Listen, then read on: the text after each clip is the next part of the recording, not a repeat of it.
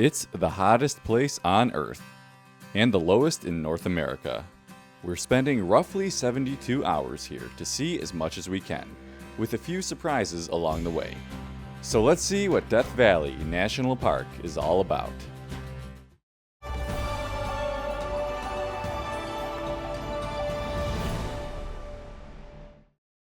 Golden Badlands, towering sand dunes, salt flats, and winding canyons are just a few of Death Valley's stunning features.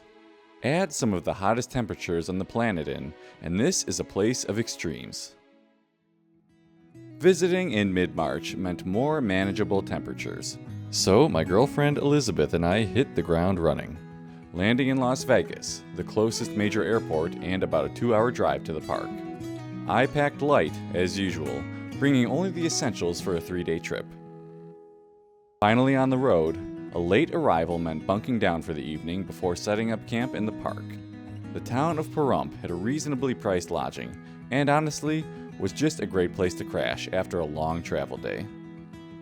The next morning, rain and cloudy skies greeted us, including snow on the mountains. No matter, we were off to Death Valley. Originally, we had wanted to stay in Amargosa, namely the opera house found here. Rich in history and apparently haunted, it was booked solid the night prior. I'm curious if any of you have ever stayed here or at least toured the opera house before. Let me know in the comments below. Anyways, we started that hour drive, and entering the park, we decided to hit up one of its most famous, if not all-encompassing views first. Star Wars fans may already know this, but many of the Tatooine landscape scenes from the original movie and Return of the Jedi were filmed in Death Valley. And the view we're heading to now is featured in the original, the scene where Obi-Wan and Luke are looking down toward Mos Eisley. This is Dante's view. Reached by about a 25-minute drive along a paved road, this particular view is actually from one of the higher elevations in the park. Located along the crest of the Black Mountains, it looks down into Badwater Basin and Death Valley proper. The stark white of the salt flats stands out, as do the Panamint Mountains to the west. You get a clear view from here of the highest point in Death Valley, Telescope Peak, with an elevation of just over 11,000 feet, an incredible contrast with the valley below that actually sits below sea level. While Dante's view was a great introduction to Death Valley, it was time to go a little bit deeper. If you skip Dante's view altogether, Zabriskie Point here is probably your first stop instead. We entered a crowded parking lot, where the rugged brown colors of the park had now transformed into gold. A number of trails begin from here, but for now we were battling the wind and taking the short paved trail up to view Zabriskie Point. Golden Badlands abound, with Lake Manly and the Salt Flats off in the distance, and the Panamint Mountains behind that. The most prominent feature here is this, Manly Beacon, that, along with the lake, are named after William Lewis Manly, a pioneer and 49er gold prospector who rescued his stranded party from Death Valley. This particular event also earned Death Valley its name, although only one member of that group actually died. I was excited to hike through this area, especially closer to Manly Beacon and the prominent red cathedral on the other side of it. For now, we needed to set up camp, and seeing as we didn't actually have a campsite reserved, it was time to head toward one of the park's first-come, first-served campgrounds. Since we were passing by though, I figured we'd stop by the visitor center. Furnace Creek actually holds a place in our planet's history. It was here on July 10th, 1913, that the hottest temperature on Earth was recorded at 134 degrees Fahrenheit or 57 degrees Celsius. There's still some debate on this record, but it's mostly held up over the past century, giving Death Valley its famous designation as the hottest place on Earth. Not today, though. The wind hadn't died down, and storm clouds were rolling in, making me a little anxious about setting up camp. We were heading to another section of the park called Stovepipe Wells, and even got to drive through this sandstorm on the way over. Not ideal tent camping weather. Thankfully, the weather cleared a bit by the time we arrived at the Stovepipe Wells campground. This place is really more suited for RV camping since it's essentially just a large gravel parking lot. The very last row at the back of the campground has tent sites, and not being very full, we pretty much had our pick. So let's get this camp set up. Not bad. It called for a celebration as we shared a frosty beverage from the general store across the way and a spectacular Death Valley sunset. Tomorrow we would explore the park in earnest. Except we weren't going to bed just yet. I said there were a few surprises in store, right? We just happened to be here the evening of a lunar eclipse, so we stayed up to watch the full moon and its light gradually fade. The stars, previously washed out by moonlight, became visible as the moon itself turned an orange-red color. What a great surprise on our first night. We enjoyed this celestial wonder and more than a couple shooting stars before finally laying down. The wind had ceased for good, and we stayed up just a bit longer, enjoying the serenade of silence, before joining the nighttime and the stars.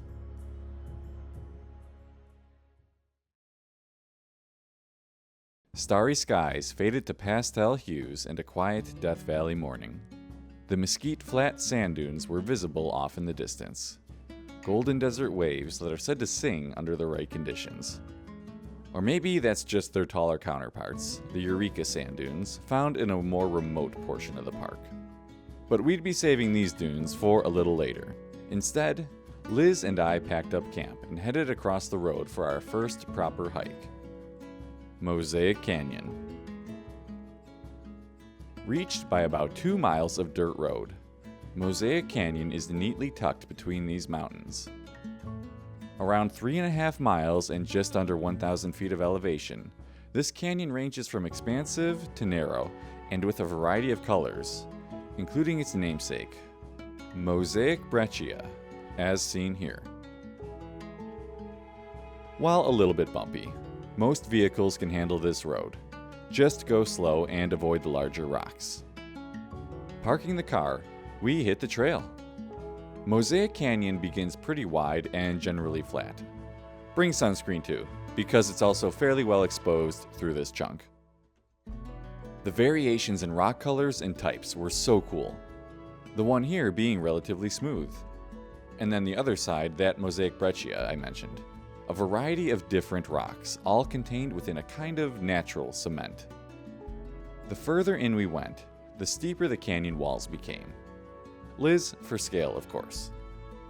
There's a number of these dry falls that you'll come across too, the first at least having a bypass through some boulders to the left that requires just a little bit of scrambling. You do eventually reach a very large one that's near impossible to climb, being quite steep. Most people consider this the end of the hike and then turn back. On the ridge to the west, however, is a steep and hardly traveled trail that actually takes you up above the canyon and around that dry fall. While hiking Mosaic Canyon, Liz and I made friends with a gentleman named Bill, who was heading this way and was kind enough to guide us up this semi-secret trail to one of his favorite spots in the park. With Bill leading the way, we began the trek up. It's a bit of a slog to the top, and the rock is loose and very jagged. Do not trip and fall here. Once on top, a new trail running perpendicular to the one we took up the mountain is revealed.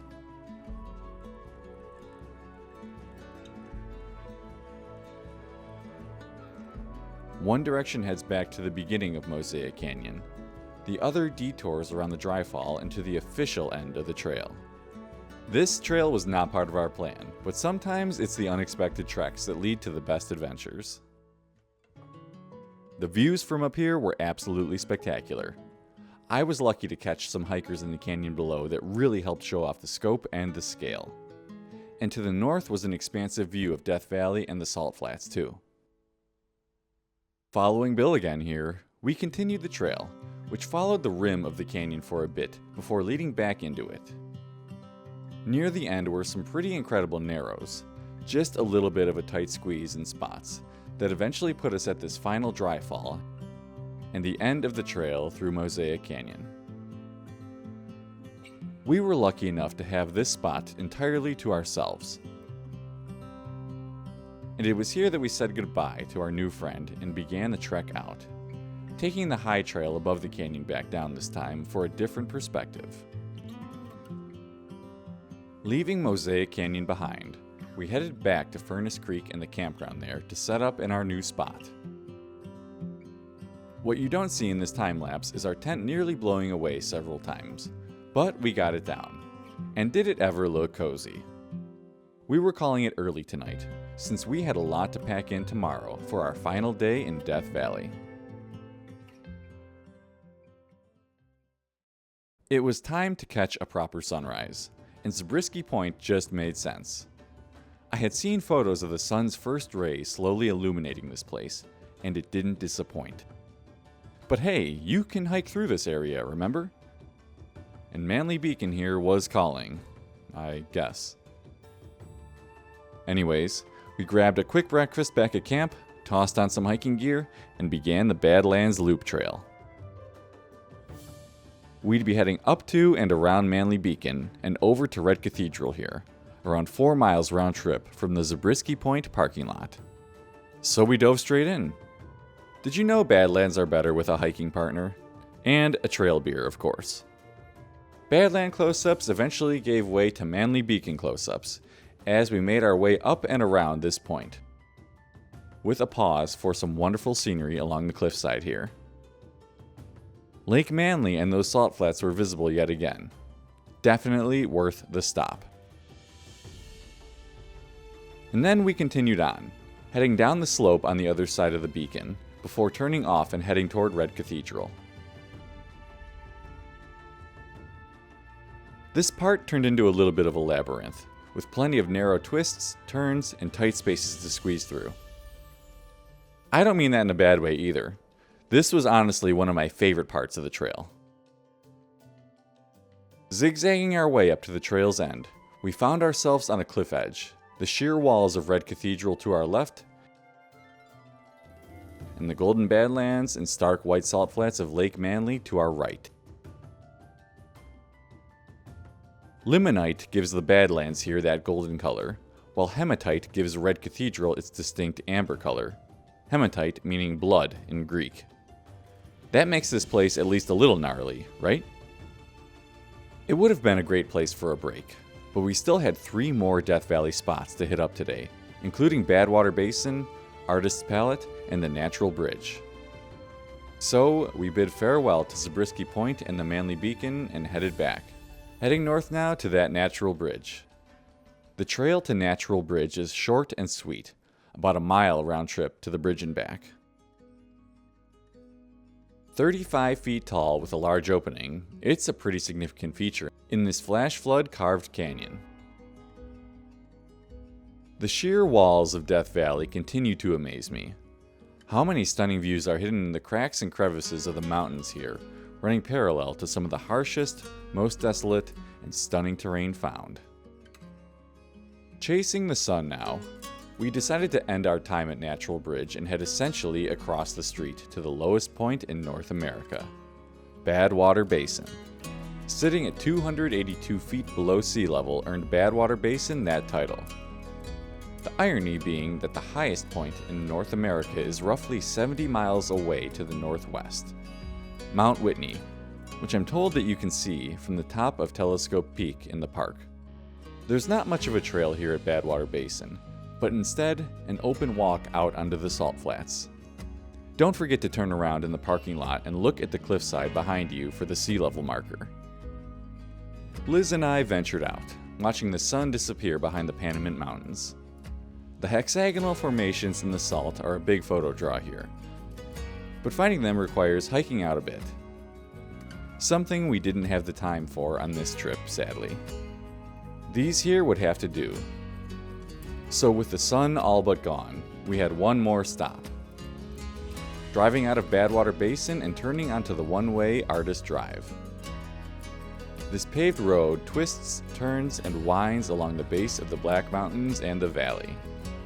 Pink, purple, and aqua hues begin to dot the brown and yellow landscape. a pretty stark contrast. While there's a handful of pull-offs along the way, the main draw here is Artist's Palette, a large collection of these unique colors in the mountainside. So we made the very short, albeit slightly steep trek up the pathway into the middle of these colors to take it all in. Making it to the top, we sat back and simply enjoyed the view. On top of the amazing scenery of Artist's Palette, we were lucky to catch a vibrant sky from the sun's last rays. Just incredible. If I'm going to spend eternity visiting this moment and that, I'm grateful that so many of those moments are so nice. We had one last stop on our Death Valley adventure before heading back to Sin City. So the next morning, we were up before the sun and standing out in the Mesquite sand dunes. From the parking lot here, you're free to choose your own direction out onto the dunes. The tallest dune here is about 100 feet, and probably worth the 2 miles round trip that it takes to get there. Hiking across sand is no easy feat, so be prepared for a slower one. We hiked maybe a quarter mile out into the dune field and posted up on the top of a reasonably tall one, and were lucky enough to even be joined by a weevil friend. Tired from our prior day of hiking, we were instead content to wander, enjoy the scenery, and the light that sunrise cast onto the dunes. Rolling, wavy hills of sand make for some incredible scenery, especially when complemented by the contrast of shadow and golden hour sunlight. A fitting end to a breakneck and all-around incredible adventure. Eventually, we're gonna head to the other side of the Sierras to see some snowy sequoias. But for now, we're going to enjoy a little bit of Las Vegas. Until the next time.